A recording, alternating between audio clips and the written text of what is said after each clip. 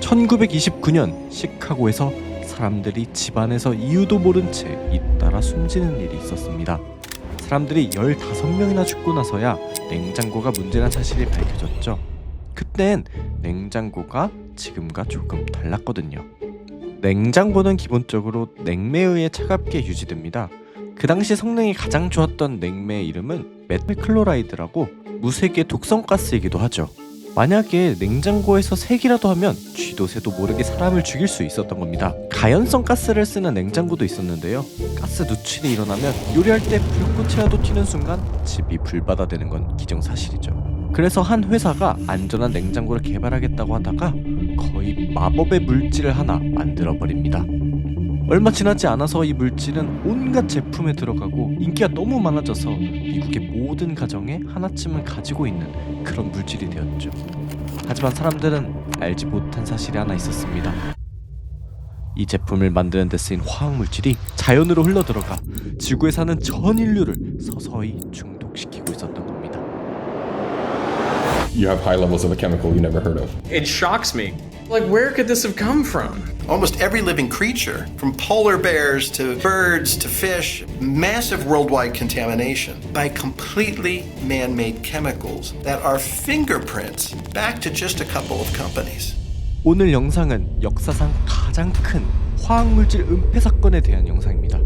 이 영상은 베리타시움의 원본 영상을 번역하였으며 모두가 열람 가능한 문서와 녹취 그리고 제3자의 의견으로 제작되었음을 명시합니다. 모든 출처는 설명란에 링크해 두었습니다. 오늘의 이야기는 사람들의 생명을 구해보려던 한 시도에서 시작되었습니다. 1936년 두폰이라는 화학회사가 독성도 없고 불도 안 붙는 더 안전한 냉장고 가스를 찾기 시작했습니다. 이 연구를 이끌었던 사람은 단 27살의 젊은 화학자 로이 제이 플렁켓이었습니다. 플렁켓은 테트라플루오로에틸렌, 줄여서 TFE라는 가스를 사용했는데요. 탄소 2개가 이중결합으로 붙어있고 2개의 플루오린이 붙어있는 구조였죠. 어느 날 아침 플렁켓이 실험을 준비하는데 TFE가 든 실린더를 들고 밸브를 틀었는데도 아무것도 안 나오는 겁니다. 처음엔 가스가 샌 줄 알았지만 실린더의 무게를 살펴보니 그대로였죠. 그래서 톱으로 통을 반으로 잘랐습니다. 안을 열어보니 미끄럽고 하얀 가루로 가득 차 있었죠. 가스는 어디로 간 걸까요? 플렁켓은 아마도 실린더 안의 높은 압력 때문에 TFE의 탄소 이중결합 하나가 깨지면서 두 탄수의 빈 결합 자리가 생겼겠구나 라고 생각했죠. 이게 옆 TFE 분자의 탄소와 결합하면서 그 분자의 이중결합도 깨지고 그 다음 분자도 똑같이 반복되면서 결국 TFE가 길게 이어진 사슬 구조가 되어버린 게 아닐까 했던 거죠. 한마디로 가스가 중합되어 폴리테트라플루오로에틸렌이 되었고 미끄러운 가루가 된 거죠. 플렁켓은 아마 조금 짜증났을 겁니다. 실험이 망했으니까요. 그래도 이걸 던져버리기 전에 몇 가지 실험을 한번 해보기로 했죠. 먼저 물을 부어봤는데 물이 동글동글 맺히기만 하고 흘러내렸죠. 그래서 이번엔 산을 부어봤습니다. 아무 반응이 없더라고요. 실험실에 있던 가장 강한 염기를 부어봐도 녹질 않았습니다. 온갖 용매를 다 동원해봐도 그대로였죠. 녹지도 부식되지도 어떤 반응도 일어나지 않았습니다. 판타지에나 나올 법한 절대 부서지지 않는 꿈의 물질이었죠. 이랬던 이유는 탄소와 플루오린 간의 결합 때문이었는데요. 주기율표에 있는 거의 모든 화합물 중에서도 플루오린은 전자를 좋아하는 원자 1위입니다. 겉껍질에 전자가 하나만 더 있으면 안정상태가 되는데 그래서 그 한 개를 어떻게든 가져오려고 하죠. 그리고 플루오린은 진짜 작아서 원자핵의 양성자가 다른 원자의 전자와 가까이에 놓이게 되면서 양전하로 강하게 전자를 끌어당길 수 있습니다. 이 힘은 정말 강력하죠. 그래서 탄소 원자 옆에 놓인 플루오린이 탄소의 전자 하나를 당겨와 껍질을 채우고 두 원자가 단단히 공유결합을 이루게 되는 겁니다. 하지만 플루오린의 전자사랑은 이게 끝이 아니죠. 탄소 쪽 전자를 자기 쪽으로 더 끌어당겨서 플루오린은 약간 음전화, 탄소는 약간 양전화를 띠게 될 정도로 강하게 당깁니다. 그 결과 정전기적 인력이 생겨서 결합이 더더욱 강해지는 거죠. 물론 실제 전자가 이렇게 생기지는 않고 약간 구름처럼 움직이지만 원리는 동일합니다.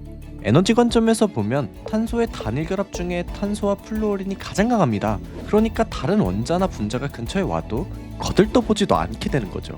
바로 플렁켓의 마법가루 표면에 이 탄소 플루오린 결합으로 빽빽하게 덮여 있어서 다른 물질과 반응하지 않았던 Okay, 거죠. so he's got this incredibly nerd stuff. Was he really trying to get rid of it? He actually didn't know what to do with it, because, like, what do you do with a material that doesn't, react with anything? But luckily, his employer, DuPont, they were actually working with the US Army on the Manhattan Project. So they were refining uranium and plutonium, because of course there's a World War II reference in a Veritasium video. You just have to have it. 핵폭탄의 연료인 농축 우라늄을 얻으려면 먼저 우라늄을 기체로 바꿔야 합니다.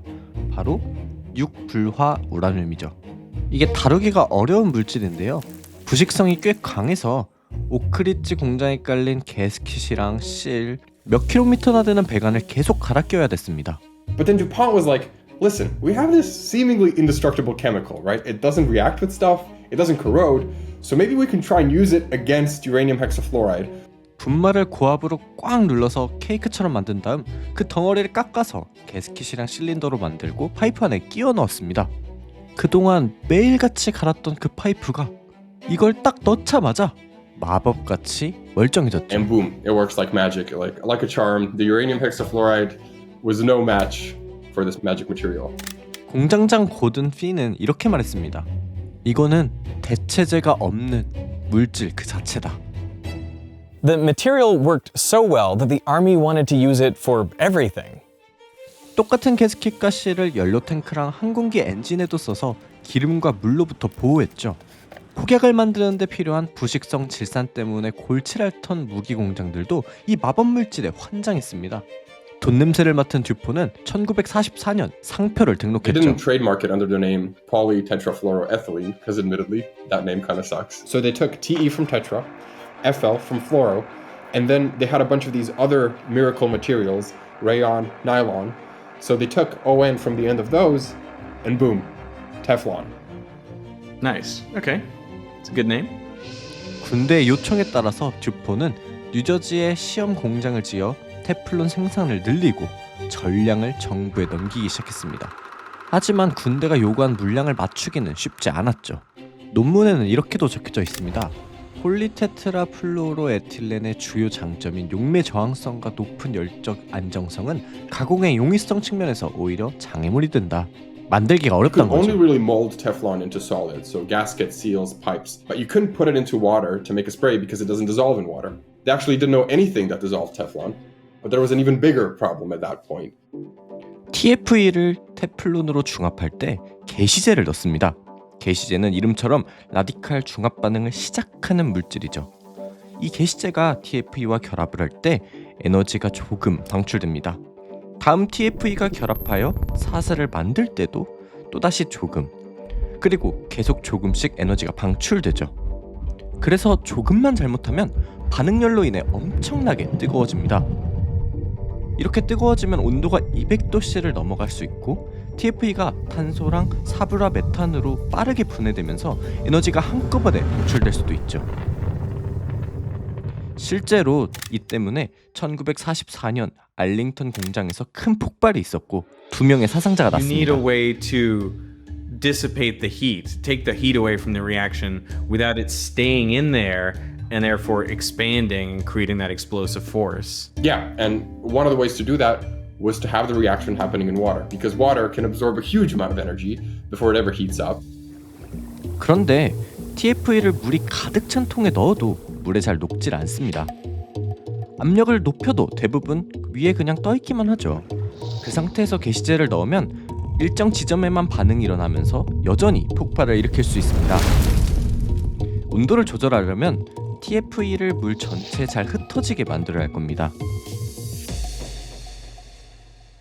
그래서 1951년 듀폰은 스카치 테이프를 만든 회사 3M에서 산을 하나 사옵니다. PFOA라는 물질인데요. 테플론이랑 거의 똑같이 생겼죠. 탄소 8개짜리 사슬에 플루오린이 달려있고 끝에는 이중결합 산소랑 하이드록시기가 달려있습니다. 이 끝부분 때문에 산인 거죠. 사슬에 탄소가 8개라서 듀폰은 이걸 C8이라고도 불렀습니다. C8의 꼬리 쪽은 테플론처럼 소수성이지만 머리 쪽, 산기 부분은 물을 좋아하는 친수성이죠. 그래서 C8을 물에 넣으면 머리는 물에 맞닿게 되고 꼬리 부분은 물을 피하도록 분자들이 동그랗게 배열됩니다.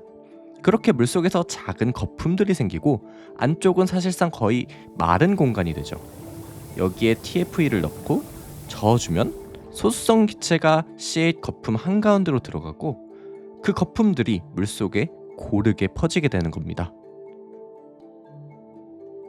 You know what this reminds me of is soap. Yeah. So it's the great combiner that allows like oil and water to mix. 여기에 게시제 분자를 살짝 뿌려주면 그것도 거품 속으로 스며들면서 중합이 시작됩니다. TFE가 테플론으로 But now, since 만들어지는 it's 거죠. happening spread all throughout these bubbles, the heat is evenly dissipated throughout the water and no one explodes. 게다가 테플론이 물에 퍼져 있는 상태이기 때문에 표면에 스프레이처럼 뿌려서 코팅할 수도 있습니다. This thing doesn't stick to anything. How do you stick it to the gaskets? You know, how do you actually use it? Yeah. That's a good question. 표면을 아주 거칠게 만드는 게 핵심입니다.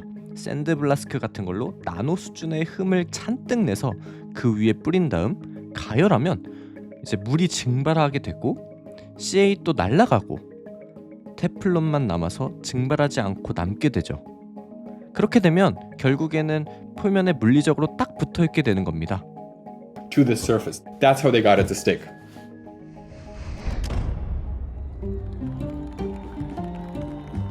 전쟁이 끝난 뒤 군에서 테플론 특허 제한을 풀었고 듀폰은 이를 상업적으로 판매할 수 있게 되었습니다. 그러자마자 곧 모든 일상용품에 테플론 코팅을 하기 시작했고 혁신적인 제품이라며 극찬을 하기 시작했죠.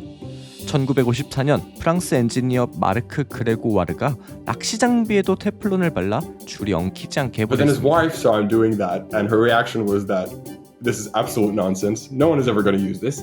You should do something that someone's actually going to use. So how about you put it on a pan? Make a pan non-stick. And once these pans hit the market, 요리판이 뒤집혔죠. Teflon, Teflon. 듀폰은 돈귀신이 제대로 붙은 회사였죠. Oatmeal won't stick to Teflon. Hey, Nate, let me try. 펜뿐만이 아니었습니다. 정말 온갖 곳에 테플론이 쓰이기 시작했죠. Slipaway contains the magic of DuPont Teflon. 얼룩이 안 생기는 테플론 카펫, 테플론 방수 스프레이, 모든 제품에 테플론이 들어가기 시작했죠. 테플론 자켓은 방수의 통기성까지 좋았죠. Vortex is the brand name. 반응성이 거의 없는 테플론으로 만든 의료용 임플란트는 몸에서 거부 반응이 잘 안 일어났습니다. 자유여신상 내부의 강철 구조물에도 코팅해서 부식을 막았고 심지어 총알 탄두에도 테플론 코팅을 해서 총신 손상을 줄이기도 했죠. 테플론이란 단어 자체가 너무 흔해져서 1980년대 말에는 유명한 범죄자 존 가티가 재판을 아무리 받아도 죄목이 하나도 안 달라붙자 테플론 돈이라 불렸습니다. 1990년대 후반에는 듀폰이 테플론 사업으로 연매출 대략 10억 달러를 벌어들였습니다. has a great future, and its uses will be many. 이 화학물질은 여기저기 퍼져나갔고 있어선 안 될 데까지 퍼졌습니다. There's something wrong with this water. They won't tell us what it is. 이걸 촬영한 사람은 웨스트 버지니아의 농부 얼 테넌트입니다. This is what they expect a man's cows to drink on his own property. 이 개울에 든 무언가가 소들을 중독시키고 있다고 This 의심했죠. is 153 of these animals that I've lost on this farm. You can see the discoloration in the hair here on her neck. And they keep trying to tell me there's nothing wrong with these things. I can call the West Virginia State Veterinary, and the only thing he asked me is, do you have a good attorney? 소는 계속 죽어나갔고 결국에 얼은 변호사를 고용했습니다. He came to our offices armed with boxes of VHS videotapes. He started watching these videotapes, and, there was a serious problem here. Something wrong with this cow. Slobber's running clear to the ground. The animals were wasting away, and they were skin and bones, and they had tumors and black teeth, and you could see on the videotape white foam coming out of the pipe on this landfill next door with these animals standing in the white foam.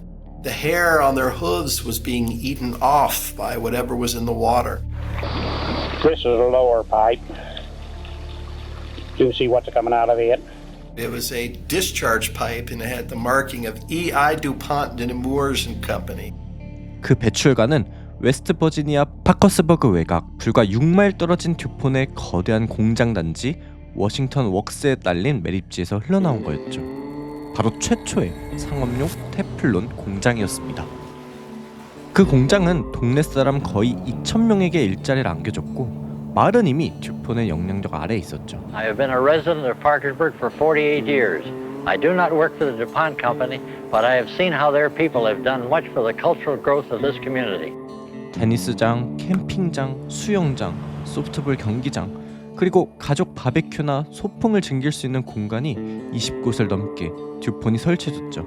지역사회를 열심히 챙겼기 때문에 어리 변호사를 선임해 조사하겠다는 소식이 돌자 동네 사람들은 이를 안 잊고 웃게 봤습니다. As his sister-in-law put it, we'd walk into a restaurant and everybody in the restaurant would get up and leave. But Earl wasn't scared off, and neither was Rob. I thought this was going to be pretty straightforward. 미국 환경보호청 EPA는 매립지에 버릴 수 있는 화학 물질과 허용량을 정확하게 정해놓고 있습니다. We would get those records and permits and it would tell us which chemical was causing this problem. But none of those records were really showing anything that was really causing a problem, nothing that would explain that white foam. 계열물에서 발견된 물질은 허가서 목록에 없었던 거죠. 1950년대에 이미 테플론, 정확히는 PTFE가 꽤 안전하다는 게 잘 알려져 있었습니다. 분자가 길고 반응성이 거의 없어서 먹더라도 몸이 그냥 배출해버리죠. 하지만 테플론은 섭씨 350도까지 가열되면 유해한 연기가 나오기 시작합니다. 이런 일은 테플론 공장 노동자에게도 일어났는데요. 일하던 중에 PTFE 가루가 담배에 쌓일 수도 있고 나중에 그걸 모르고 피우는 일이 있었죠. 다행히 증상은 비교적 경미했습니다. 피로감, 가슴 답답함, 두통 정도였고 48시간 안에 다 가라앉았죠. 이걸 고분자 흉멸이라고 말합니다. And even though it rarely happens today, it's why you should never overheat your Teflon pan to these temperatures, especially if you have pet birds at home, because the fumes are much more toxic to them. 하지만 테플론이 소를 중독시킨 건 아닐 겁니다. 연기도 없었고 고온도 아니었으니까요. 결국 물에 뭔가 다른 무언가 있었다는 건데요. 로브가 운영 기록 전부를 법적으로 청구했고 듀폰은 6만 건이 넘는 문서를 보냈습니다. 6만 건이요.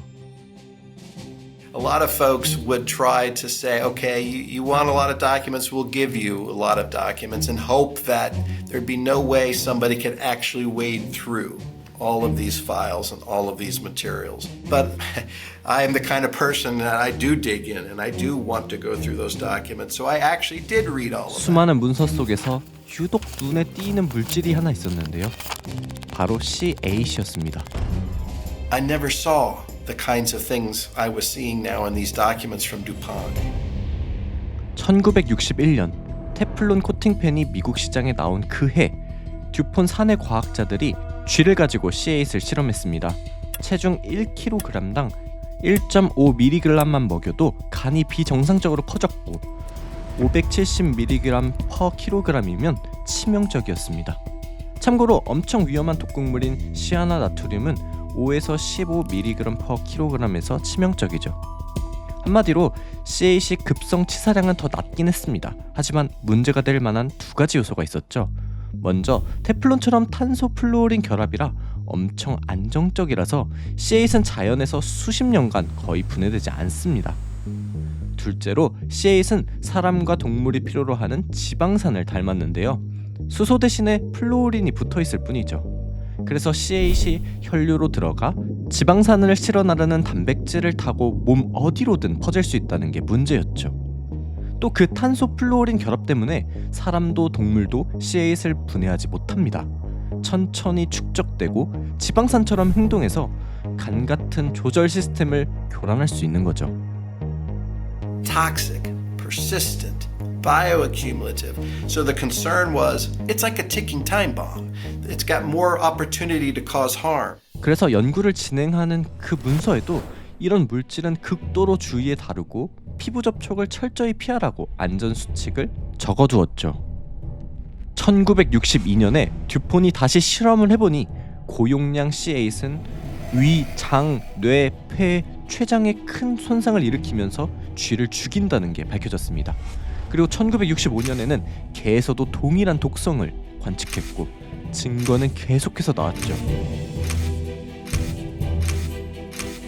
원숭이 실험에서는 아예 그대로 쓰러져 죽은 원숭이도 These 있었습니다. chemicals were causing toxic effects in multiple organ systems in multiple species.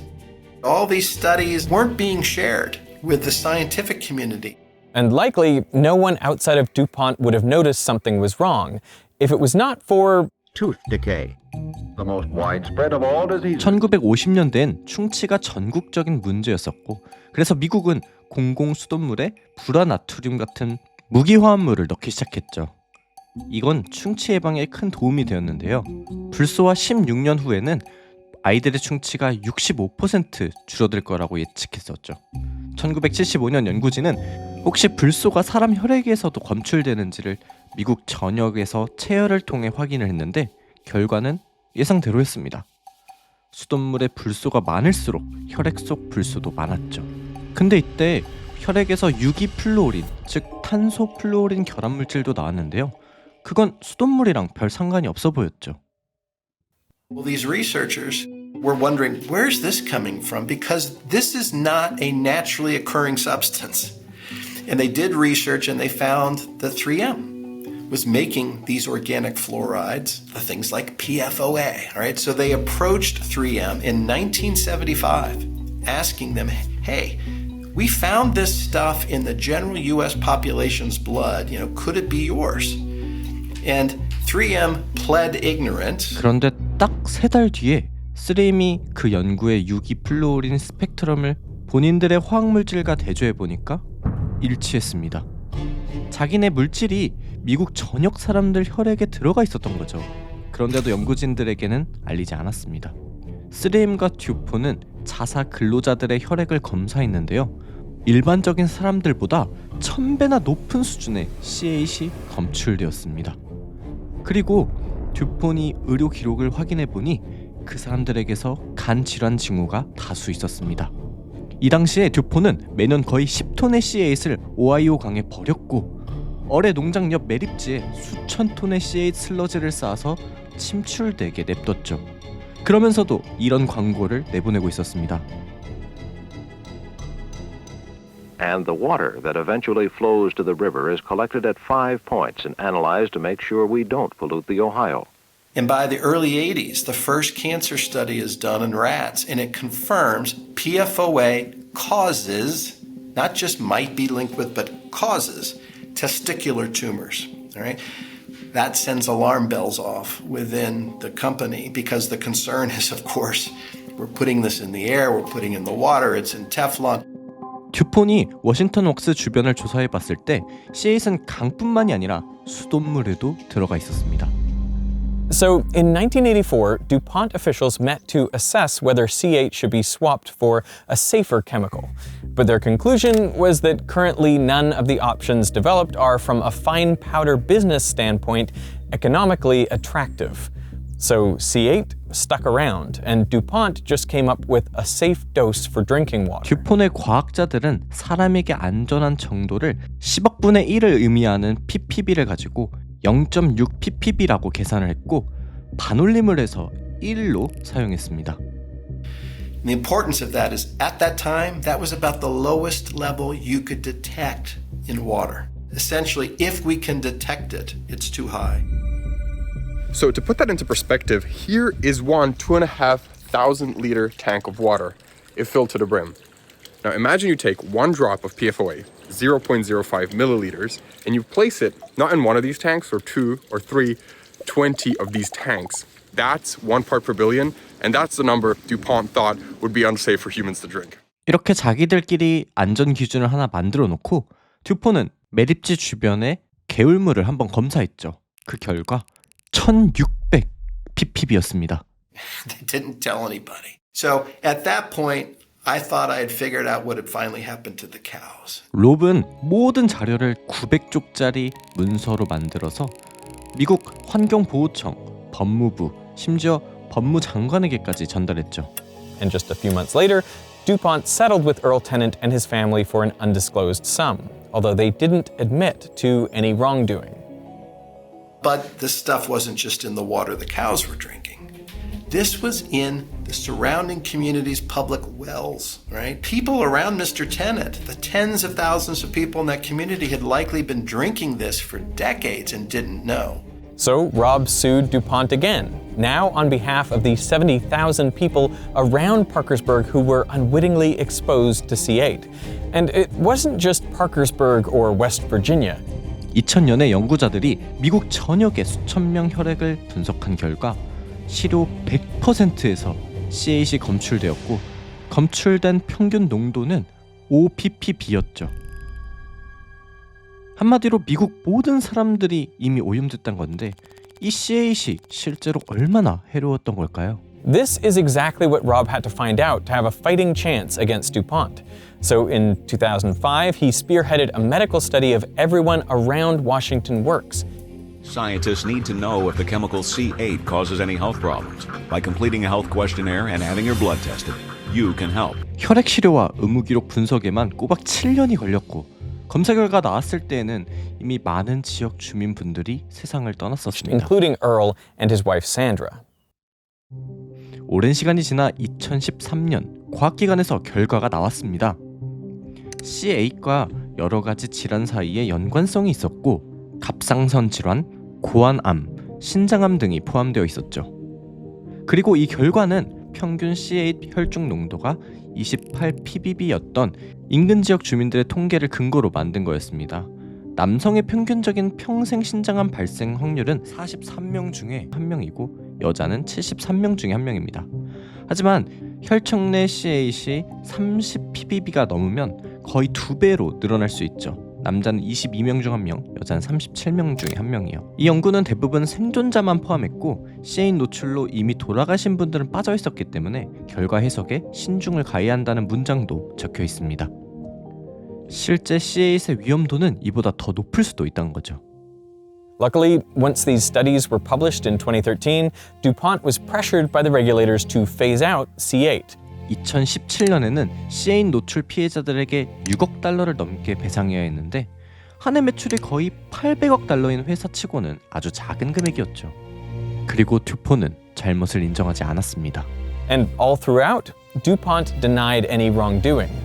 But that wasn't the end of it for Parkersburg or anyone else, because DuPont separated its entire Teflon business into a spin-off company, Chemours, that agreed to use a different chemical. So what was it? They simply took C8 and knocked 2 carbons off and started making C6. 이 물질의 이름은 GenX였죠. 사슬이 더 짧고 탄소 사슬 중간에 산소 원자가 하나 끼어 있어서 분해가 더 잘 될 거라고 예상했습니다. 그래서 우리가 먹는 식수에 GenX가 70ppb까지 있어도 안전하다고 주장했죠. That chemical gets shipped to the same plant in West Virginia, so now GenX goes into the air. GenX goes into the Ohio River. GenX is found in public water supplies. So GenX is allowed to come out into the world, be used in Teflon. Then the cancer study is done, which shows GenX causes the exact same 3 tumors in rats that PFOA did. Liver, testicular, and pancreatic. 사슬이 짧아서 이동성도 더 큰 편이라 오염 범위가 더 넓어질 수도 있었죠. Larger areas. The truth is, we just don't know enough about it, and that's exactly the problem. It took us decades to get to the point of finally addressing C8. They simply tweak it a bit, change the chemical name. All of the science and all of the concern, that's on C8. This is C6 or C9 or C4. You don't have enough evidence that these other ones are bad. This is whack-a-mole. We get to the point we're addressing one and the new one pops up and we're told we have to start over. And it isn't just C8 or GenX. 이건 그냥 탄소 플루오린 결합을 바탕으로 한 1만 4천 가지가 넘는 인공화학물질 중에 하나일 뿐입니다.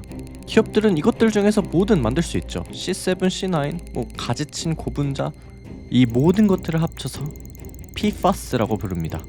과불화 및 폴리브라 알칼 물질이죠. 그리고 테플론처럼 성능이 거의 마술같이 좋습니다. PFAS는 방수에도 좋고 가능성도 거의 없습니다. 기름에도 강해서 패스트푸드 포장지나 전자레인지 팝콘 봉지에도 PFAS 코팅을 해서 사용하죠. 워터프루프 립스틱, 마스카라, 위생용품, 심지어 콘택트 렌즈까지 PFAS는 다 쓰이고 있습니다. 지금 보신 이 화면에도 지문이 덜 묻도록 PFAS 코팅이 되어 있을 겁니다. 문제는 이 PFAS를 안정적이고 유용하게 만드는 그 탄소 플루오린 결합이 자연에서는 거의 분해되지 않는다는 거죠. 거의 영원한 화학물질이라고 불리는 이유이기도 합니다. 덕분에 이 인공 화학물은 북적이는 도시에서 손 닿지 않은 야생 한가운데까지 정말 발견되지 않는 데가 없습니다. 남극까지 포함해서 모든 대륙에 PFAS가 다 있죠.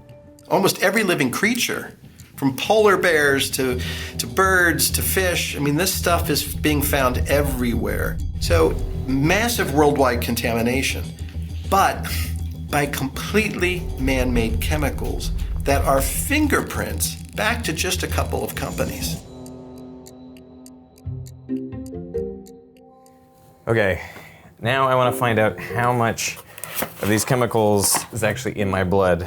So I have a little test here. Ugh. I hate the idea of drawing my own blood.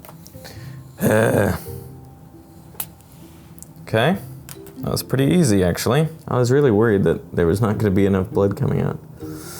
But no, there's plenty. So the question is, how much of these dangerous chemicals are in my blood? Has anyone ever come back with blood that has zero PFAS whatsoever? I've been doing blood testing on PFAS since 2007 and I've never seen a non-detect. No way. So I hear that 98% of the population has PFAS in their blood, but I'm looking for that 2% that doesn't because I've yet to see them. That's incredible. I mean, very, very bad incredible, but wow. 지구에 있는 모든 사람들이 PFAS를 가지고 있다면 실제로 이게 얼마나 안 좋은 걸까요? I want to make a distinction because it turns out not all PFAS are equally dangerous. You can kind of split them up into two groups. 첫 번째로는 탄소 플루오린 결합이 길게 반복되는 사슬 구조, 즉 수만 수십만 개씩 이어져 있는 테플론 같은 거겠죠. 이건 엄청 크고 안정적이라서 만약 저희가 이걸 삼켜도 몸에서 그냥 배출됩니다. 그래서 탄소 플루오린 결합이 길게 반복되는 이런 물질을 불소 중합체라고 부르고요. 그런데 이걸 만들려면은 사실 PFOA나 제넥스 같은 보조제가 필요한데요. 이게 바로 문제가 되는 물질들이죠. 이 분자들은 탄소가 5개에서 10개 정도로 짧아서 실제로 혈류 안으로 들어갈 정도로 작습니다. 말단에 작용기가 달려 있고 대개는 산이기 때문에 혈액의 단백질에 결합해서 몸 어디든 갈 수 있죠. Be transported anywhere in the body. 그래서 서서히 축적되어 가면서 시간이 지나면서 쌓여가는 겁니다. 물론 PFAS는 이 두 개의 그룹만으로 나눌 순 없고요. 그 정의 자체도 여러 가지가 있습니다. 하지만 우리가 눈여겨봐야 되는 건 그 중에서도 이 두 번째 그룹, 몇 가지 물질들이 되겠죠. PFAS가 얼마나 해로운지 연구한 결과가 2022년 미국 국립과학공학의학원에서 나왔습니다. 거기에선 과부라 알칼산 7종만을 집중적으로 다뤘죠. PFOA와 비슷한 물질들이고 PFOS와 PFHXS는 3M의 여러 방수 제품에 널리 쓰이다가 인체에 유해할지 모른다는 우려 때문에 단계적으로 퇴출당했죠. 보고서의 결론은 이렇습니다. 7가지 물질의 혈중 농도가 2ppb 미만이면 유해하지 않다는 겁니다. 농도가 2에서 20 사이면 건강에 해로울 가능성이 있죠. PFAS가 정확히 어떻게 문제를 일으키는지는 정확히 밝혀지지 않았지만 적어도 고콜레스테롤, 백신과 감염에 대한 면역 반응 저하, 신장암, 그리고 영아 성장 저하 등의 문제점이 연관성이 있다는 게 밝혀져 있습니다. 그 밖에도 수십 가지 다른 질환과의 연관성이 보고돼 있죠. 그리고 20ppb가 넘으면 그 위험은 더 커집니다. 대릭의 수치는 어떨까요? Right. So I have the results here. You're not going to tell me what yours were before I see mine? No. All right. You're positive for PFOA. Okay. 미국인의 PFOA 수치는 2000년대 무려 5ppb에서 지금은 대략 1.46ppb까지 떨어졌죠. 그리고 이 수치가 지금 대릭의 수치입니다. Great. Okay. The good news is though no Gen X for you or for me, which is great. All right, let's go. But the real surprise, I guess, is PFOS, the sister chemical, and it was used in a similar way. So stain-resistant carpets, treated clothing. 대륙의 수치는 8.93 ppb였고 미국 평균은 4.3이었죠. Yeah. That's crazy. Yeah, it is crazy because it was discontinued pretty much in 2002. This is not the results I expected. I honestly expected very boring results of like, yeah, you're around the middle of the pack or a little bit on the low side. PFOS에서 탄소가 8개가 아니라 6개 버전인 PFHXS는 대륙의 수치가 거의 7이 나왔는데요. 미국 평균은 1입니다. 상위 5% 안에 드는 수치가 나와버렸죠.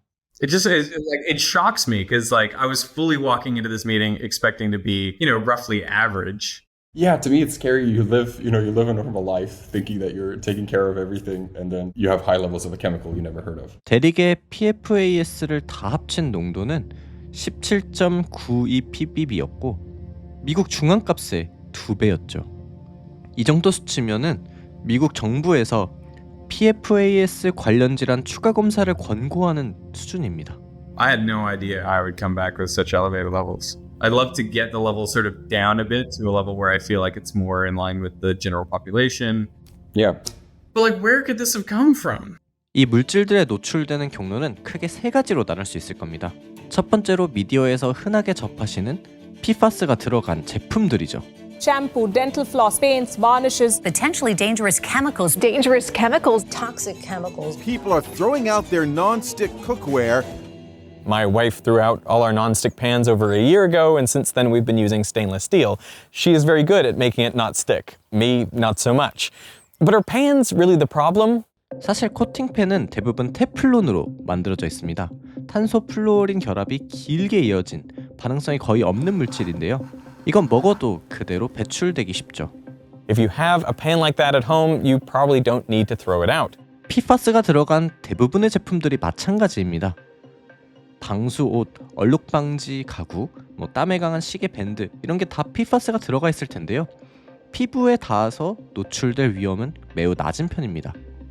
사실 문제는 이런 제품을 쓰는 게 아니라 여기서 나온 PFAS가 환경에 너무 쉽게 퍼져간다는 거죠.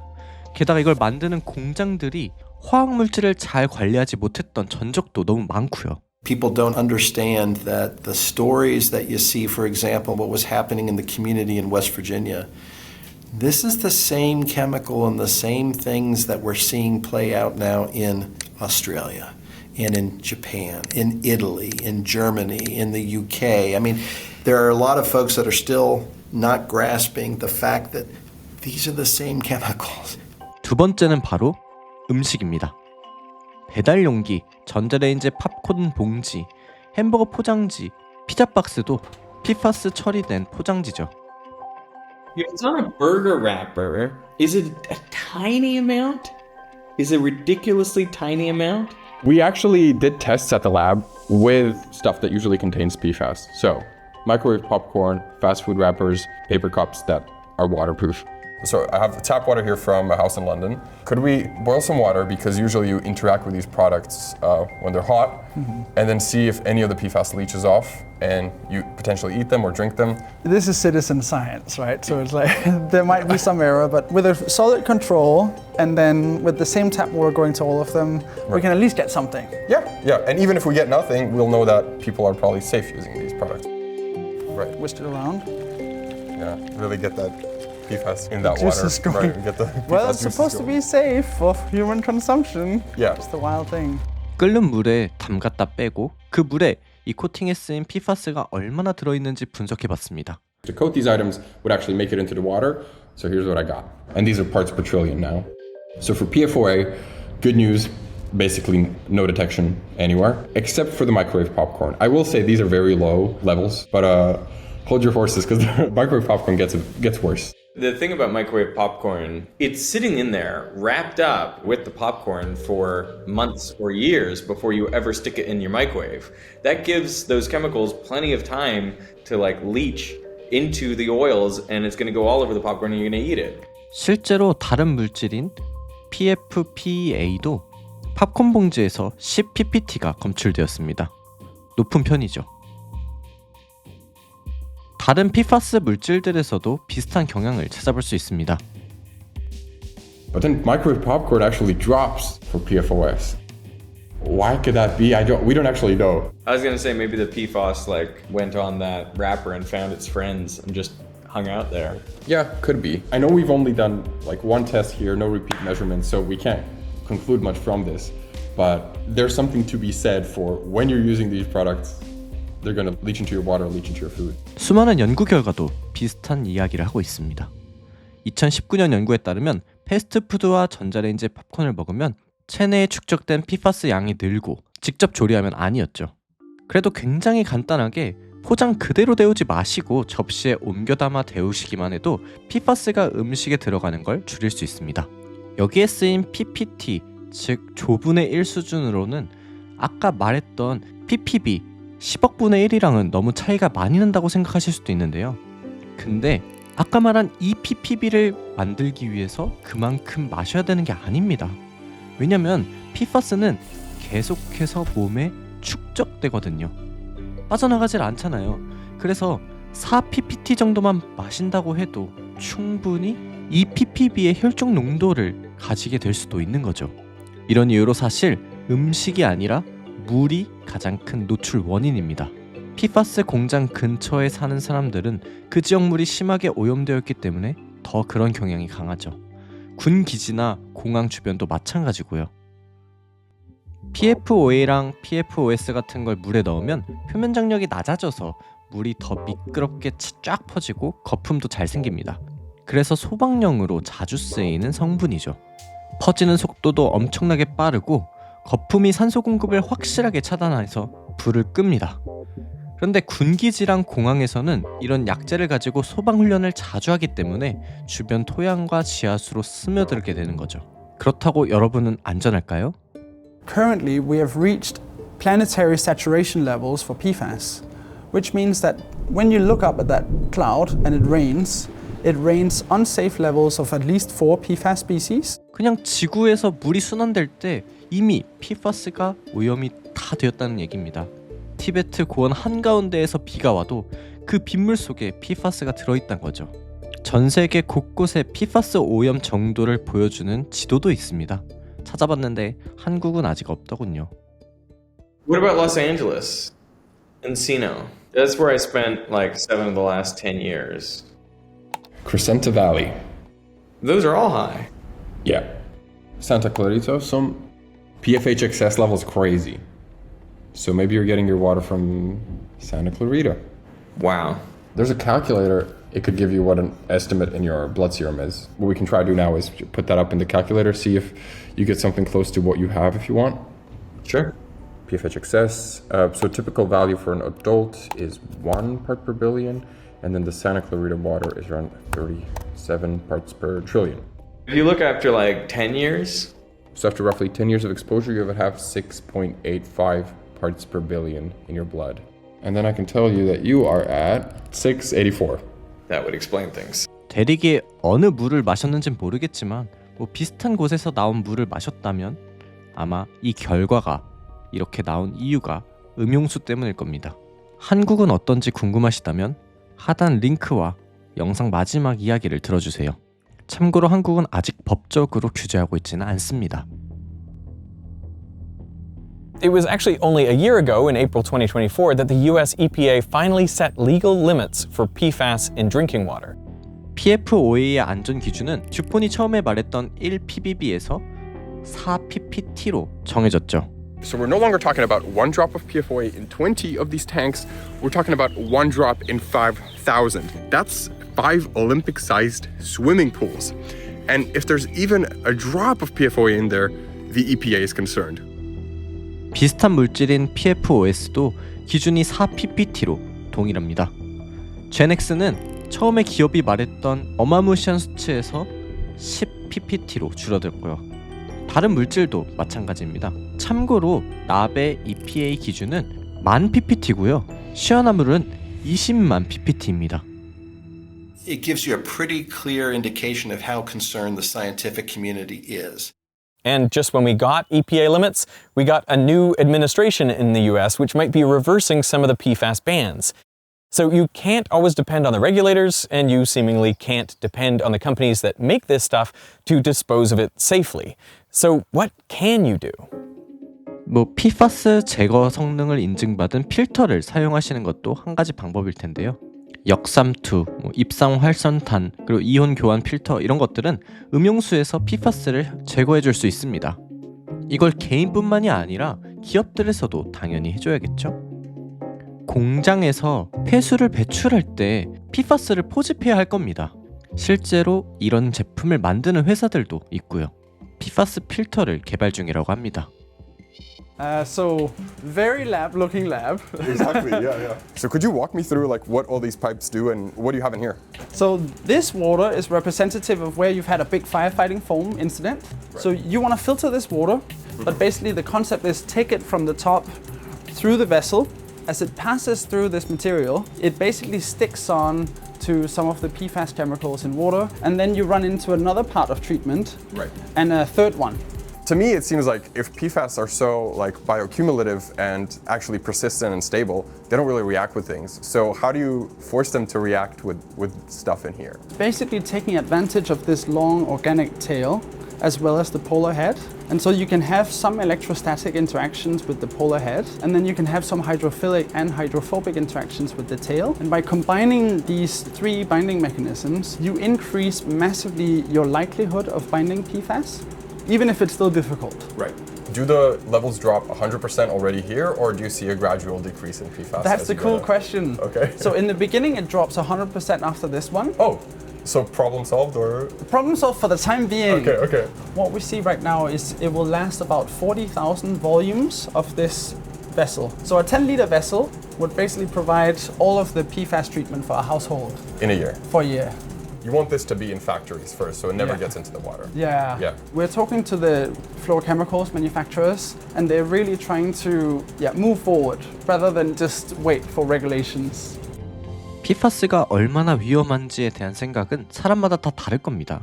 건강을 위해서 생각해야 될 게 수십 가지 존재하는데 그 중에서 저희는 이 PFAS를 어느 정도로 걱정하는 게 좋을까요? Like if I'm at 17 or 18 parts per billion, is that the equivalent of drinking a beer a night or going out in the Australian sun without sunscreen? So what I like to do is create this hierarchy of risk.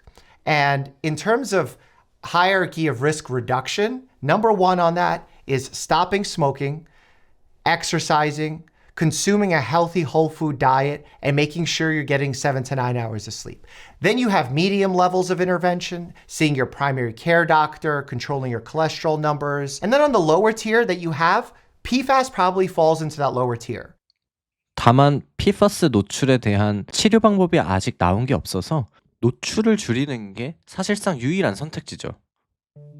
성별에 따른 PFAS 노출도를 비교해보면 폐경이 시작되는 50세 전후 전까지는 남성이 더 높은 수준을 보이고 있죠. 여러 가지 요인이 있을 수 있지만 생리, 출산, 수유로 인해서 몸 밖으로 PFAS가 빠져나가기 때문이라고 여겨지는데요. 임신 중에는 태반을 통해서 태아로 옮겨질 수도 있고 이후엔 모유 수유를 통해 아이에게 노출될 수도 있습니다.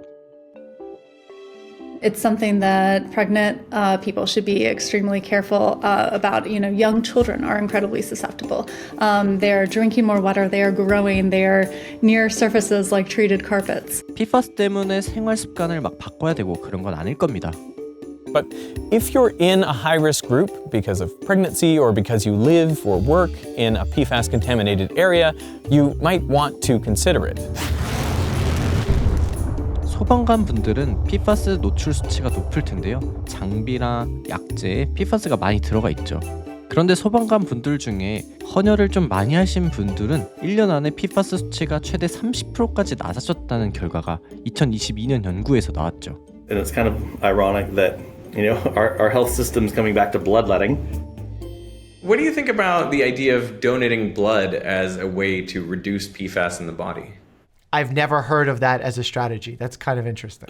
Well, I definitely recommend people donate blood more frequently, not because of PFAS exposure, but because of the fact we desperately need blood.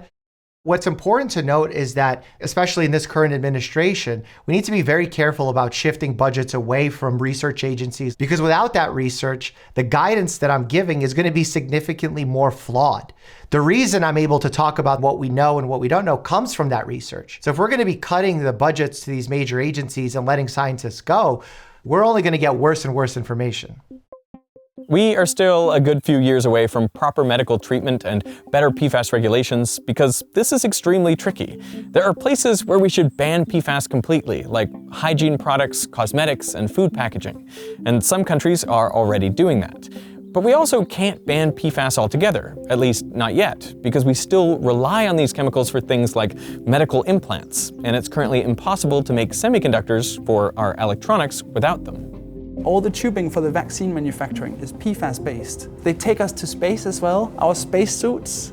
But even in these niche applications, we have to be responsible around how we use it. People are coming together from a lot of different disciplines to create destruction mechanisms, to create novel capture materials, and to create novel replacements. I am excited and inspired by all of the great work that's going on around me. So I think if people want to learn more, I would advise them to learn about the risks, but then also learn about the new technology that's being developed that will hopefully put us in the right direction.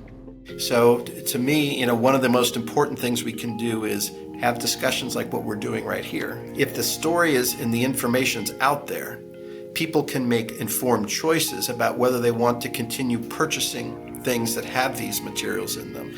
And what we're seeing is consumers, as they do become aware, are saying, no, we don't want these chemicals. And companies are voluntarily coming forward and taking these chemicals out of products because the consumers are now demanding it. We've been here before with leaded gasoline, Freon, and asbestos, and each time we did the research and made the right decision to phase these chemicals out. With PFAS, we're just starting to understand the problem, but I'm hopeful we'll make the same decision again. 한국은 10ppm 이하가 되도록 하는 안전 지침이 있습니다. 하지만 미군 기지 주변에서는 100ppm 이상이 검출되었다는 논문도 있죠. 다만 서울 수돗물은 평균 1ppm 정도의 낮은 검출량을 보였습니다. 최고는 30ppm라고 하는데 우리 평균만 생각하자고요.